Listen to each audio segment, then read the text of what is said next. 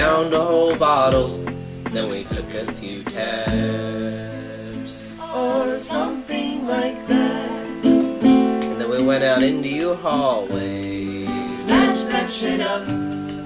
Fucked that shit up. It, you know, as this progressed, I got on Google, like, as it was getting weirder, you know, and more, like, bizarre hand movements I didn't understand, or just the fact I was, like, involuntarily going into yoga poses sometimes, you know, like, which I know sounds crazy, because it's like, then I'm like, am I, like, doing this? Because I do yoga, but I'm doing that.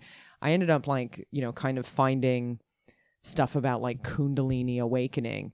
Okay. And, you know, like and I don't feel like, you know, while I've tried to educate myself, I don't feel like I can really speak to it in this way that makes me feel like I'm genuinely knowledgeable. I'm at, like, the beginning of whatever all of this is, you know, but it's basically like I was vibrating at night. Like, do you know, like, I would wake up and it felt like I was vibrating, you know? And so it's like these things all started to become these, like, you know, it fell into the category of these symptoms of this type of awakening. How did you stumble upon the Kundalini awakening thing? It was, I mean, I was, like, typing in. You were typing in this stuff that was happening to me. Okay.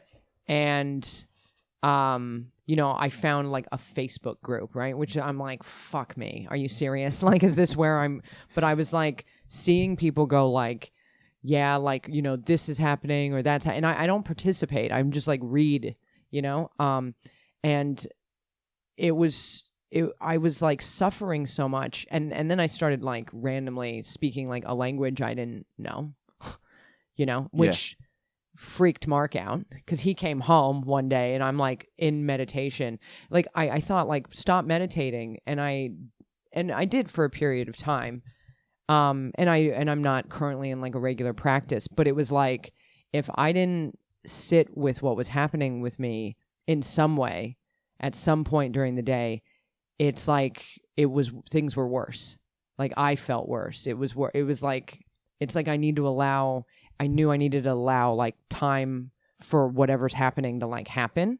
Yeah. And, like, cause, you know, my body, like, jerks around and stuff, like. Yeah, well. Yeah.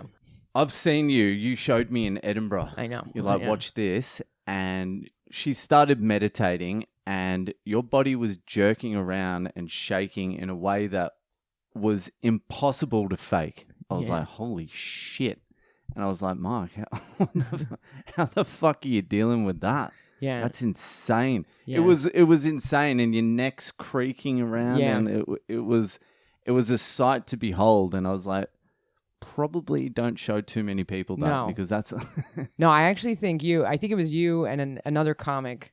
Was it Richie? It was no. Yeah. No. Oh, it was Luke, wasn't it? Yeah. It was Luke. Luke.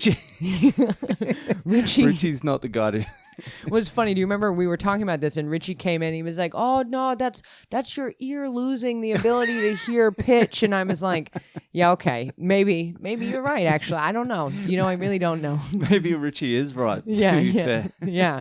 So, you know, but yeah, it's just, and then, but I questioned it for a really long time, right? Because like, you don't seem to be like the sort of person prior to this that was like interested in the Kundalini path. No.